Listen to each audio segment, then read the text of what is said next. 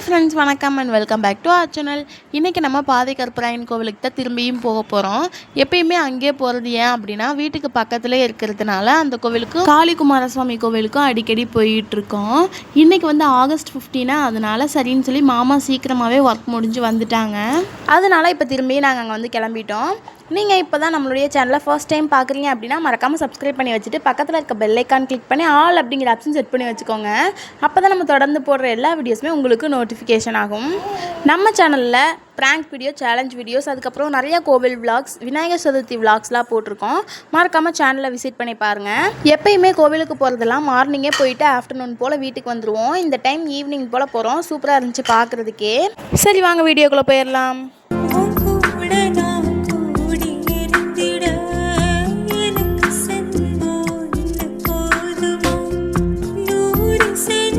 அப்புறம் நாங்கள் போனப்போ நிறைய புது வண்டிலாம் வாங்கி அதுக்கு வந்து பூஜைலாம் போட்டிருந்தாங்க. மார்னிங்லேருந்தே நிறைய புது வண்டிக்கெலாம் பூஜை போட்டிருப்பாங்க போல். நிறைய எலுமிச்சம்பழம் வந்து ஏற்றிருக்காங்க.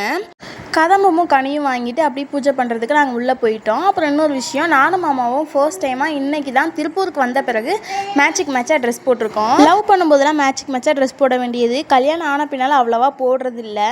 தம்பி பிறந்ததுக்கப்புறம் தம்பியும் மாமாவும் வந்து ஒரே மாதிரி ட்ரெஸ் போட ஆரம்பித்தாங்க. இன்றைக்கி தான் ஃபர்ஸ்ட் டைமாக நாங்கள் வந்து 2 பேரும் மேட்சாக போட்டிருக்கோம். நான் என் சாரீக்கு மேட்சாக மாமாவுக்கு ட்ரெஸ் எடுத்து கொடுப்பேன். மேட்சிங்காக போடுறதுக்கு தான் இதை எடுத்து கொடுக்குறேன், நான் இதை போட மாட்டேன் அப்படின்னு சொல்லி திருப்பி வச்சுட்டு திருப்பி வேறு ட்ரெஸ் எடுத்து போடுவாங்க.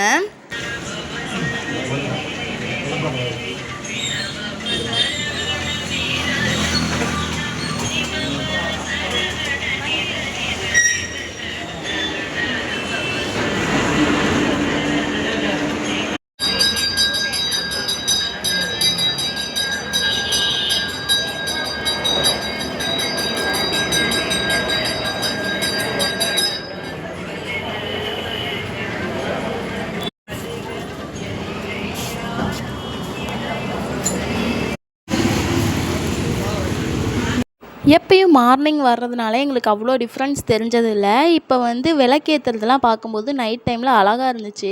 அப்புறம் சரி எப்பயும் போல் கொஞ்சம் நேரம் உட்காரலாம் அப்படின்னு சொல்லிட்டு இந்த சைடு வந்திருந்தோம். தம்பி நடக்க ஆரம்பிச்சிட்டானா, அவரும் கையில் பிடிக்க முடியல, அங்கிட்டும் இங்கிட்டும் மாற்றி மாற்றி போயிட்டே இருந்தான். வான் கூப்பிட்டா வரமாட்டான். பார்த்துட்டு குடுன்னு ஓடுனான் வேகமாக. அப்புறம் வேகமாக அங்கிட்டும் இங்கிட்டும் அவர் பாட்டில் அலைஞ்சிட்டு இருந்தார். நார்மலாகவே குழந்தைங்க கிட்ட அப்பாவை பிடிக்குமா அம்மாவை பிடிக்குமான்னு கேட்டால், பொண்ணாக இருந்தால் அப்பாவை தான் பிடிக்கும்னு சொல்லுவோம், பையனாக இருந்தால் அம்மாவை தான் பிடிக்கும்னு சொல்லுவாங்க. ஆனால் என் பையன் அப்படியே ஆப்போசிட்டாக அவங்க அப்பாவை தான் பிடிக்கும். அவங்க அப்பா காலையே சுற்றி வருவான். என்னெல்லாம் கண்டுக்கவே மாட்டான் ஒரு மனுஷியாக கூட. அவங்க அப்பா பின்னாலேயே தான் அங்கிட்டு இங்கிட்டு அலைவான். அவங்க அப்பா ஃபேண்ட் எடுத்து போட்டால் போதும் வேலைக்கு போகிறப்ப.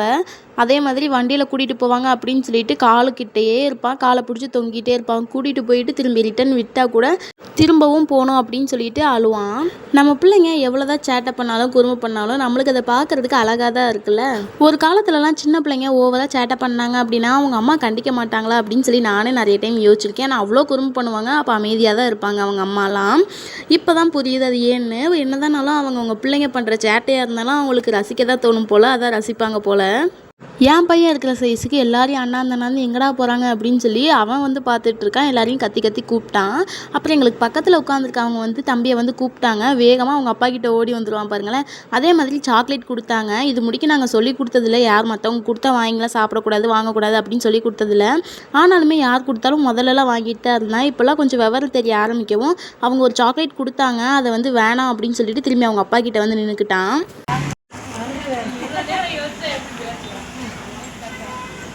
மாட்டீங்க வா.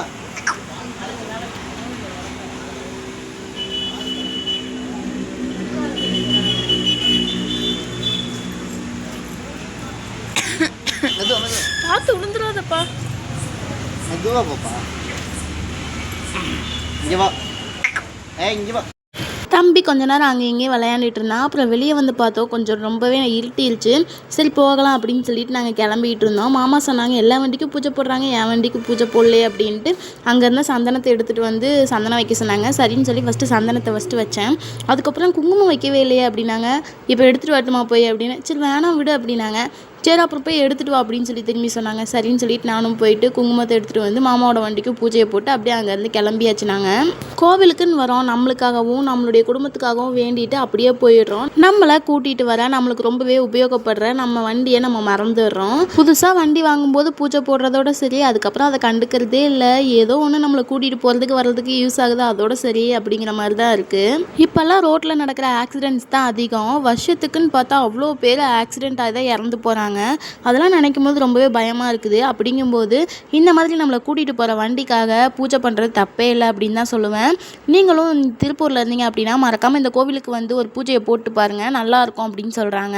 மோஸ்ட்லி எல்லாருமே வண்டி எடுத்த உடனேவா இருக்கட்டும், வண்டிக்கு புது வண்டியாக வாங்கினாலும் பழைய வண்டியாக இருந்தாலும் இங்கே கொண்டு வந்து பூஜை பண்ணுவாங்க டெய்லியுமே. சரி, நெக்ஸ்ட் வீடியோவில் பார்க்கலாம்.